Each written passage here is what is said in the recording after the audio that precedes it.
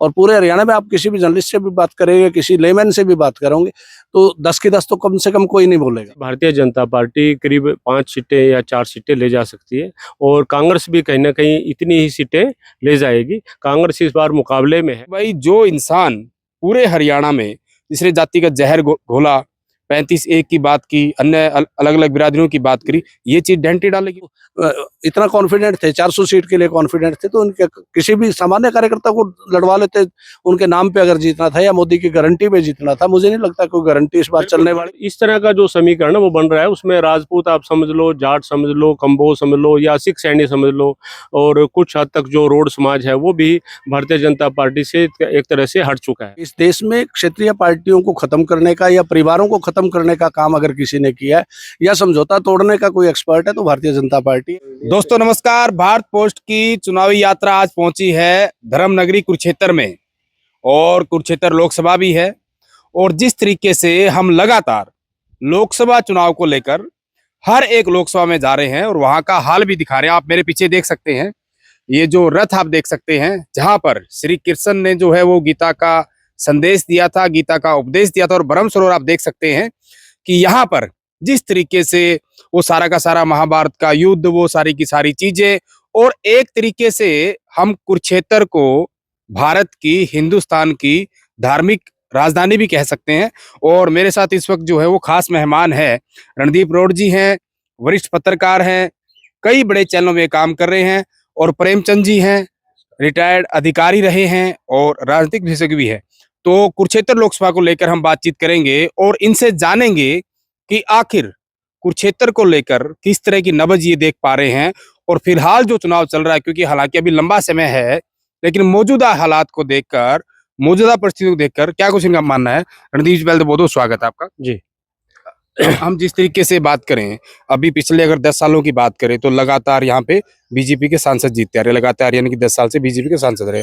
उससे अतीत में चले जाए पीछे तो 10 साल कांग्रेस के थे, नवीन जिंदल। तो फिलहाल का जो चुनाव है 2024 का, और जो खिलाड़ी मैदान में है, हम इंडिया गठबंधन की बात करें, सुशील गुप्ता है, हम बीजेपी की बात करें, नवीन जिंदल है, और इंडियन नेशनल लोकदल की बात करें तो अभय सिंह चौटाला है। तो फिलहाल आप कैसे देखते हैं? देखिए, फिलहाल वैसे तो चुनाव अभी चलना शुरू हुआ है, क्योंकि लंबा चुनाव है इस बार, और करीब 2 पार्टियों का अभी यहाँ उम्मीदवार उतरा नहीं है।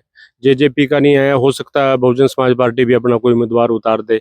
लेकिन फिलहाल जो चुनाव चला है, दूसरी क्या है कि बीजेपी का जो उम्मीदवार है नवीन जिंदल, पूर्व सांसद, उनका प्रचार भी फिलहाल ये समझो कोई 1-2 दिन पहले शुरू हुआ है।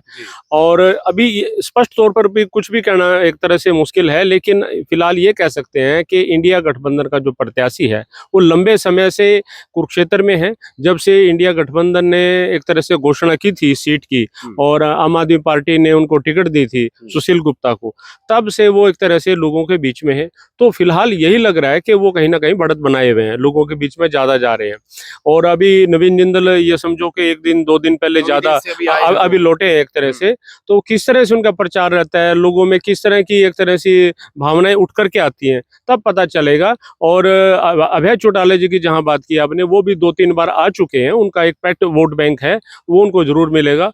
तो फिलहाल ये स्थिति है। बिल्कुल रणदीप जी, फिलहाल 3 कैंडिडेट जो हैं वो मैदान में हैं। सर, मैं अगर आपसे बात करूं, जिस तरीके से उन्होंने बताया नवीन जिंदल का, पहले भी वो सांसद रहे हैं, हालांकि पहले वो और पार्टी से थे। और ये आप जो पीछे ये झंडा देख रहे हैं, तिरंगा झंडा, इस झंडे की पहचान भी जो है वो नवीन जिंदल का नाम जो है उनका प्रमुख तौर पे लिया जाता है कि आप भी अगर आपने जेब के ऊपर तिरंगा जो इंडियन का फ्लैग है वो लगाना हो, या अपने घर पर लगाना हो, तो इस तरीके की चीज भी उन्होंने एक मुहिम शुरू की थी। और कहीं ना कहीं इस तरह की परमिशन भी जो नवीन जिंदल ने दिलाई थी, और एक अभियान बहुत बड़ा चलाया था, यहाँ से वो सांसद रहे। तो सर, अभी की अगर मैं बात करूँ नवीन जिंदल को लेकर, क्योंकि देखो अगर हम देश की बात करें तो केंद्र में बीजेपी की सरकार है, हरियाणा बीजेपी की सरकार है, और कैंडिडेट यहाँ से जैसे ऐन वक्त पर नवीन जिंदल को किसी दूसरी पार्टी से लाकर यहाँ उतारा, और जैसा रणदीप जी ने बताया कि अभी वो ढंग से चुनाव प्रचार शुरू भी नहीं कर पाए, लंबे समय तक अभी विदेश में थे। तो फिलहाल के जो मौजूदा हालात हैं, जितने भी कैंडिडेट, आप कैसे देखते हैं? देखिए नैन साहब, मैं तो बिल्कुल साफ साफ आपको बताऊंगा कि कुरुक्षेत्र एक ऐसा स्थान है जिसकी धार्मिक दृष्टि से तो बहुत महत्व है, परंतु राजनीति में भी इस स्थान का बहुत बड़ा मुकाम रहा है। जिस स्थान पर हम खड़े हैं ये ब्रह्म सरोवर है। ब्रह्म सरोवर का या जीर्णोद्धार अगर कहें तो स्वर्गीय गुरजाल नंदा जी ने किया था। उस समय ये कैथल लोकसभा के अंतर्गत आता था और वो 2 बार यहाँ के सांसद रहे हैं। और था तो वो दुर्भाग्य की बात, वो 2 बार ही कार्यवाहक प्रधानमंत्री भी रहे देश के। नेहरू जी की मौत के बाद, शास्त्री जी की मौत के बाद उनको कार्यवाहक प्रधानमंत्री बनने का मौका मिला। तो कुरुक्षेत्र राजनीतिक दृष्टि से उस बात का महत्व बढ़ जाता है, क्योंकि प्रधानमंत्री का इनकम्बेंसी बोर्ड अगर आप देखोगे 2 बार कुरुक्षेत्र के सांसद का नाम वहां लिखा हुआ है। नंदा जी ने इस शहर को, अगर उसके नवनिर्माण की बात करते हो, बहुत कुछ दिया और उस तरह के राजनेता अब नहीं है। आज की अगर आप बात करेंगे तो कुरुक्षेत्र के इतिहास में आपको जाना पड़ेगा। कुरुक्षेत्र लोकसभा 1977 में बनी पहली बार और 1977 में यहाँ से जनता पार्टी के सरदार रघुबीर सिंह सांसद बने थे। उसके बाद के अगर चुनावों को आप देखते हैं, 1980 का चुनाव, 84 का चुनाव, 91 और 96, फिर 2000, सारी अगर आप देखते हो तो ये जो क्षेत्र है यहाँ कहीं ना कहीं इंडियन नेशनल लोकदल और कांग्रेस के सांसद बनते रहे 2014 से पहले। 2014 में जरूर यहाँ भारतीय जनता पार्टी ने राजकुमार सैनी, जो नारायणगढ़ के विधायक थे, उनको ला करके खड़ा किया और लोगों ने बदलाव के लिए, क्योंकि सैनी समाज को का रिप्रेजेंटेशन यहाँ पहले भी रहा है, चाहे वो मनोहर लाल सैनी सांसद बने हो या कैलाशो सैनी यहाँ से सांसद बनी हो। स्थानीय सांसद की अगर आप बात करोगे तो स्थानीय सांसद केवल कैलाशो सैनी यहाँ से जीती हैं। हमेशा कोई ना कोई बाहर से आता है। अभी भी सर वही हाल है। अगर हम तीन कैंडिडेट मैदान में हैं, नवीन जिंदल वो बाहर से हैं, सुशील गुप्ता है वो बाहर से हैं, अभय सिंह चौटाला वो बाहर से, अभी वही स्थिति है। मैं वही बात आपको बता रहा हूँ कि 2004 में नवीन जिंदल जी पहली बार यहाँ चुनाव लड़ने आए। उससे पहले उनके पिताजी यहाँ सांसद थे और वो जब सांसद बने थे ओम प्रकाश जिंदल जी, तो वो हरियाणा विकास पार्टी के सांसद थे। उसके बाद कांग्रेस की टिकट लेकर के जब नवीन जिंदल आए तो उनका मुकाबला भी इंडियन नेशनल लोकदल के अभय सिंह से था। तो इस दृष्टि से अगर आप देखते हैं तो नवीन जिंदल और अभय सिंह यादव 2004 में आमने सामने चुनाव लड़ चुके हैं। और उसके बाद के चुनाव में भी अगर आप 9 में भी बात करेंगे, 9 के चुनाव में यहाँ अशोक अरोड़ा जी जब इंडियन नेशनल लोकदल के प्रदेश अध्यक्ष भी थे, उनका मुकाबला नवीन जिंदल से हुआ और हमेशा ही इंडियन नेशनल लोकदल और कांग्रेस का मुकाबला बनता रहा। उसके बाद जब 14 का चुनाव आया तो 14 के चुनाव में भी इंडियन नेशनल लोकदल के बलबीर सैनी दूसरे नंबर पे थे और कांग्रेस के नवीन जिंदल तीसरे नंबर पे जी, और राजकुमार सिंह सांसद बने। 19 का चुनाव नवीन जिंदल जी ने नहीं लड़ा। उसके बाद अगर आप 19 की बात करते हैं, जो वर्तमान मुख्यमंत्री है वो यहाँ से सांसद बने और उनके मुकाबले में अगर बात करेंगे आप तो कांग्रेस के निर्मल सिंह जी और इंडियन नेशनल लोकदल के अर्जुन चौटाला यहाँ प्रत्याशी थे। तो अब जो प्रत्याशी आपने बताया 3 प्रत्याशी हैं। अब जो पार्टियां अपने प्रचार में बातों को लेकर के आती हैं, ये कहा जाता है कि नवीन जिंदल जी मजबूरी में चुनाव लड़ रहे हैं और कुरुक्षेत्र का जनमानस इस बात को महसूस भी कर रहा है, क्योंकि एक दिन पहले भी जिस दिन उनका घोषित हुआ भारतीय जनता पार्टी का टिकट, तो उससे पहले दिन भी यहाँ के लोगों की बहुत बात हुई। तो उन्होंने कहा मैं कुरुक्षेत्र में चुनाव लड़ने नहीं आऊंगा, क्योंकि कुरुक्षेत्र की जनता ने मुझे 2014 में तीसरे नंबर पे रखा था और मैं कुरुक्षेत्र में आना भी नहीं चाहता। तो शायद उनकी कोई मजबूरी रही होगी। कहीं ना कहीं आरोप लगते हैं सत्ताधारी पार्टी किसी न किसी को। खुद नरेंद्र मोदी जब कुरुक्षेत्र में आए थे तो उन्होंने कोयला चोर बोला था, सीधा सीधा कहा था। अब ये लोग तो विपक्ष के जो है, चाहे हम इंडिया अलायंस की बात करें, इनेलो की बात करें, जेजेपी की बात करें, आम आदमी पार्टी की बात करें, तमाम लोग कहते हैं कि ऐसी कौन सी वॉशिंग मशीन है। और ना सिर्फ कुरुक्षेत्र, ना सिर्फ हरियाणा, बाकी भी राज्यों में जिन नेताओं को ऐन वक्त पर, हम शरद पवार के भतीजे का उदाहरण ले सकते हैं, अजीत पवार, और भी ऐसे बहुत सारे बड़े उदाहरण हैं। जो अभी लोग मैदान में हैं, आप उनके साथ बात करेंगे, सब ये बात कहेंगे कि इस देश में क्षेत्रीय पार्टियों को खत्म करने का या परिवारों को खत्म करने का काम अगर किसी ने किया है या समझौता तोड़ने का कोई एक्सपर्ट है तो भारतीय जनता पार्टी है। अभी ताजा उदाहरण है, हरियाणा में 4.5 साल गठबंधन की सरकार थी और चुनाव के मौके पे उनको अलग कर दिया। और जो लोग बार बार कुछ भी कहते थे, आप एक अकेले नवीन जिंदल की बात ना करें, पूरे देश में अगर आप देखेंगे भारतीय जनता पार्टी का आज जो काडर है, जो मूल काडर था, उसकी उपेक्षा हुई है और बाहर से आए लोग आज भी मैं समझता हूँ कि लोकसभा में या विधानसभाओं में 40% से ज्यादा बाहर से आए लोग हैं, उनमें ज्यादातर कांग्रेस के लोग हैं। क्षेत्रीय दलों को खत्म करने की बात आपने कही, हरियाणा में खत्म हुआ, इंडियन नेशनल लोकदल में परिवार का झगड़ा हुआ, उसका कारण आप कई बार सुनते हैं, चौधरी अभय सिंह चौटाला भी ये बात बोलते हैं, कहीं ना कहीं दूसरे लोग भी कहते हैं कि भारतीय जनता पार्टी ने उस परिवार को तोड़ने का काम किया। अकेला हरियाणा नहीं है, आप बिहार की बात करेंगे, नीतीश कुमार जी के साथ 2-3 जो पलटियां लगी हैं उसकी बात करोगे, आप महाराष्ट्र के 2 बड़े जो क्षेत्रीय दल थे उनको तोड़ने की बात करोगे, और कहीं भी चले जाएं आप, कोशिश एक जगह उनकी फेल हुई है, सिर्फ उड़ीसा में। उड़ीसा में शायद वो बीजू पटनायक की पार्टी को तोड़ने में कामयाब नहीं हुए, समझौते की कोशिश वहां भी हुई परंतु वहां नहीं तोड़ पाए।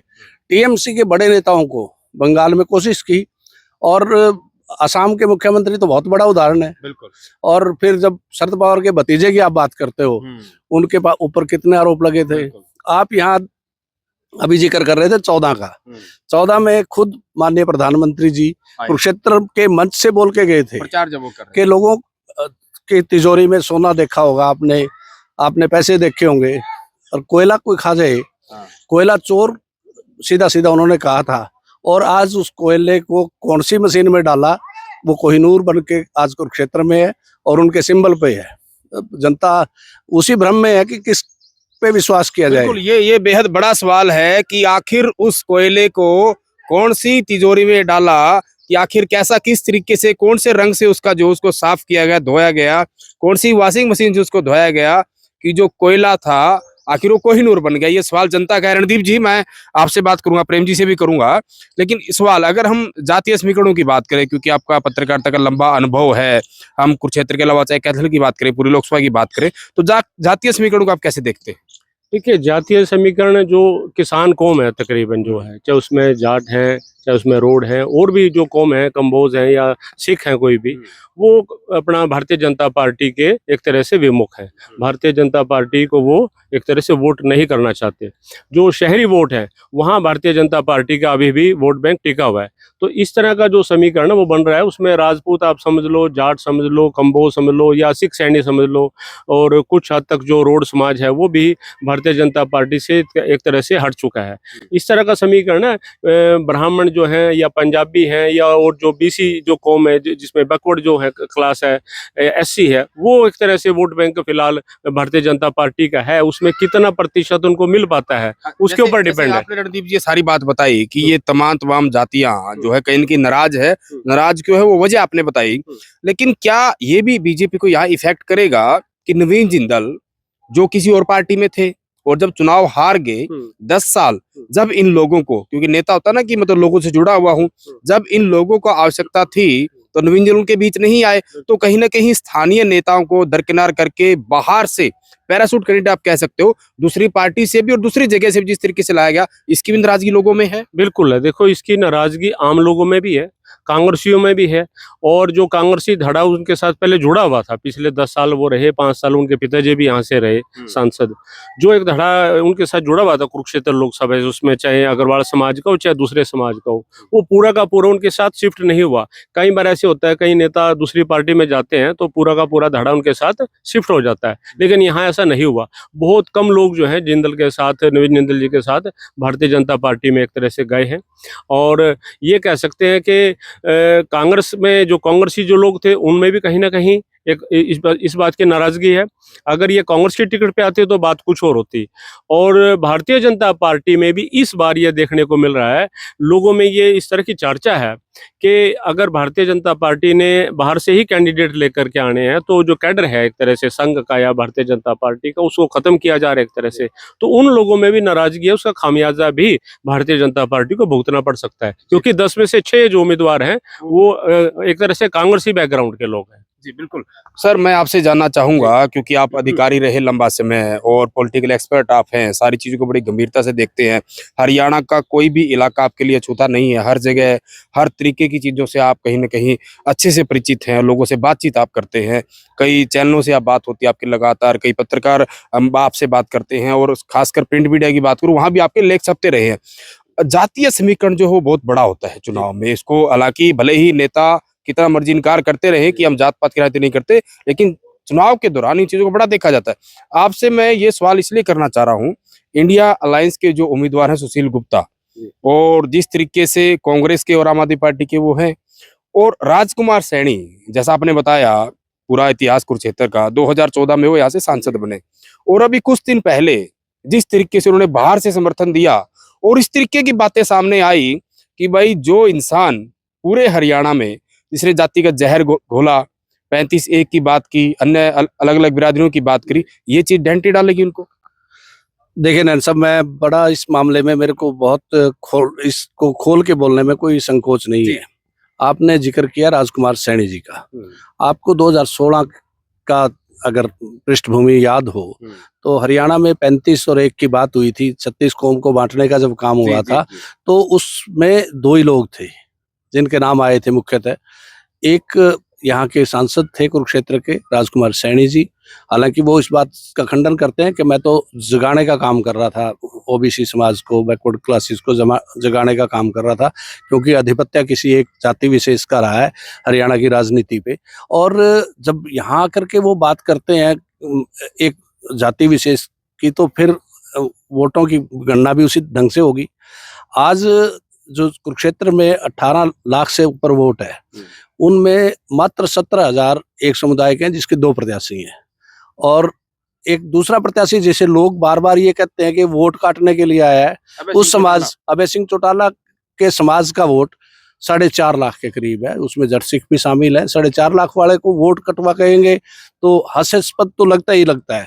और फिर उनको ये कह देते हैं कि जी सारे बाहर से आए हैं। हरियाणा के निर्माता का नाम अगर कोई है तो वो चौधरी देवीलाल हैं। चौधरी देवीलाल के वंशज पहली बार कोई हिसार से या सिरसा से बाहर नहीं आए हैं। उन्होंने अनेकों, और चौधरी देवीलाल ने तो एक ही समय में 3 राज्यों से चुनाव लड़ा था, और उसमें 2 में विजयी भी हुए थे। हरियाणा, उसके बाद भी, हाँ, उसके बाद भी आप अगर चौधरी अभय सिंह की भी बात करते हो तो अभय सिंह जी 2004 में यहाँ चुनाव लड़ चुके हैं। उनका सुपुत्र यहाँ 2019 में प्रत्याशी था, और अनेकों बार उनके प्रत्याशी, चाहे वो नारनौल से मनोहर लाल जी को लेकर आए थे, मनोहर लाल सैनी अगर आपको याद हो, तो वो कुरुक्षेत्र के सांसद उन्होंने बनाए थे। उसके बाद गुरदयाल सिंह सैनी करनाल जिले के थे, आज उनका गांव वैसे कुरुक्षेत्र में है। गुरदयाल सिंह सैनी यहाँ से सांसद बने। और जिनकी आप बात कर रहे हैं कि कैसे वॉशिंग मशीन में धुल के आ गए, उनके लिए तो मैं कहीं जिक्र कर रहा था, परसों बैठे थे, एक समाज विशेष की बात कर रहा हूँ। 5 चुनाव उनके पिताजी ने और उन्होंने लड़े कुरुक्षेत्र में, और 5 में से 1 बार को छोड़ के, जब अशोक रोड़ा जी चुनाव लड़े थे, 4 बार सीधा मुकाबला सैनी समाज से हुआ है। और सैनी समाज का ये क्लेम था कि कुरुक्षेत्र की लोकसभा की सीट सैनी समाज की बनती है, और सैनी समाज की टिकट काट के उनको दी गई, बाहर से लाया गया। बहुत दावेदार तो बहुत थे, संघ से जुड़े लोग भी थे, भारतीय जनता पार्टी से जुड़े लोग भी थे। कांग्रेसी को लेकर आने की क्या मजबूरी थी, ये तो माननीय प्रधानमंत्री जी या नड्डा जी, अमित शाह जी बता सकते हैं, परंतु कुरुक्षेत्र की जनता को ये बात हजम नहीं हुई। आप 4.5 लाख वोट वाले को वोट कटवा कह नहीं सकते। आप अब गठबंधन के प्रत्याशी की बात करोगे, कल का एक चित्र देखा होगा आपने, समाचार पत्रों में गेहूं काटने चल दिए, बोल दिया मैं जाटों के गाँव का बाणिया हूँ। देखिए, जातिगत बातें नहीं करनी चाहिए। आप जिस वर्ग को आकर्षित करने की कोशिश कर रहे हो, आप उस समाज से नहीं हो। उनके उस समाज का रोष अब देखेंगे आप तो वो भी सामने आएगा। आपने बात की कुरुक्षेत्र में रोड समाज, 1 लाख से ज्यादा वोट है। रोड समाज को दोनों राष्ट्रीय दलों ने पूरे हरियाणा में कहीं टिकट नहीं दिया, और अभय सिंह जी पहले इंसान है जिन्होंने ये कहा कि अगर मराठा वीरेंद्र वर्मा एनसीपी का भी टिकट लेकर के आते हैं या कोई भी पार्टी उनको प्रत्याशी बनाती है तो मैं उनका समर्थन करूंगा, और जो मुख्यमंत्री के विरुद्ध कैंडिडेट आएगा करनाल के उपचुनाव में, हम उसका भी समर्थन करेंगे। और मैं समझता हूं कि इस तरह की राजनीति उन्होंने खुले मन से पहले भी कही थी, बहुत बार कहा। उन्होंने इंडिया गठबंधन का जब उन्होंने प्रयास किया, वो आखिर तक उन्होंने खुलकर बोला कि मुझे देश हित में और प्रदेश हित में कोई भी अगर सैक्रिफाइस करना पड़ा, कोई भी समझौता या त्याग करना पड़ा सीटों का, मैं करने के लिए तैयार हूं, लेकिन वो बात उनकी नहीं बनी। अंतिम सवाल मेरा आप दोनों से, रणदीप जी, कुरुक्षेत्र की हमने पूरी गंभीरता से बात करी। अगर मैं मोटी मोटी 10 की 10 लोकसभा सीटों की बात करूं, हर एक पार्टी, हम चाहे बीजेपी की बात करें, कांग्रेस की बात करें, जेजेपी की बात करें, नेहरू की बात करें, 10 की 10 सीटें जीतने का दावा कर रही है। कुरुक्षेत्र के अलावा यानी कि हम पूरे हरियाणा की 10 की 10 बात करें, हालांकि कुछ पार्टियों की तो टिकट अभी आई नहीं, कुछ कैंडिडेट आने बाकी हैं, लेकिन फिलहाल आपको क्या लग रहा है, एक मोटा-मोटा आंकलन पूरे हरियाणा का? नहीं, आकलन क्या मतलब, आप सीटें कितने ले जाएगा कोई 10 भी? में से जैसे मान लो आप कहाँ खड़ा देख रहे हैं कि 10 में से इतनी बोले जा सकती है, एक मोटा-मोटा आंकलन? देखिए, वैसे तो कांग्रेस पार्टी की भी टिकटें आई नहीं है, हाँ। इसलिए ज़्यादा कहना मुश्किल है। लेकिन फिलहाल ये माना जा रहा है, जो जिस तरह के सर्वे हैं, जिस तरह के लोगों में चर्चा है, कि भारतीय जनता पार्टी करीब 5 सीटें या 4 सीटें ले जा सकती है और कांग्रेस भी कहीं न कहीं इतनी ही सीटें ले जाएगी। कांग्रेस इस बार मुकाबले में है।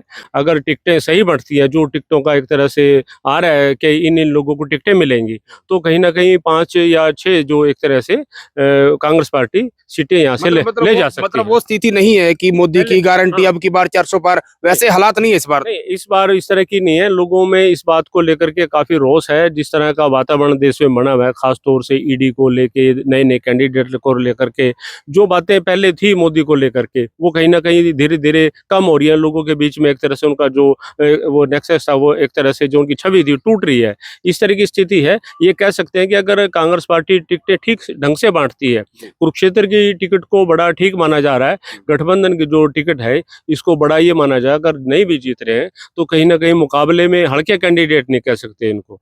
तो अगर इस तरह से कांग्रेस पार्टी टिकटें देती है, तो कहीं न कहीं मुकाबले में रहेगी। हाँ, अगर उनको 6 भी नहीं मिलेंगी, तो 5-5 सीटें ज़रूर मिलेंगी उनको। जी, बिल्कुल।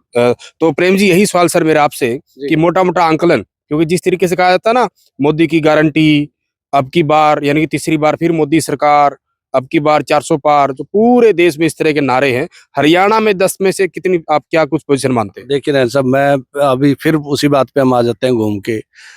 अगर गुटबाजी ना हो, कांग्रेस के टिकट का सही वितरण हो और कांग्रेस अगर थोड़ी सी भी समझदारी करती और इंडियन नेशनल लोकदल को अपने साथ लेकर के चलती, तो मैं ये गारंटी से कह सकता हूं कि हरियाणा में भारतीय जनता पार्टी का खाता भी ना खुलता। अब क्योंकि स्थिति उन्होंने अपने हाथ से निकाल दी और टिकटों का विलंब आप देखते हैं कितनी गुटबाजी है। अभी कोई भी कांग्रेस का धड़ा या कांग्रेस का कोई नेता ये नहीं कह सकता कि अमुक स्थान पे अमुक व्यक्ति चुनाव लड़ेगा। जब तक आप कैंडिडेट फाइनल नहीं करते, आप में उस बात की हिम्मत ही नहीं है। और फिर इंटरनल पॉलिटिक्स से नुकसान किसका होता है?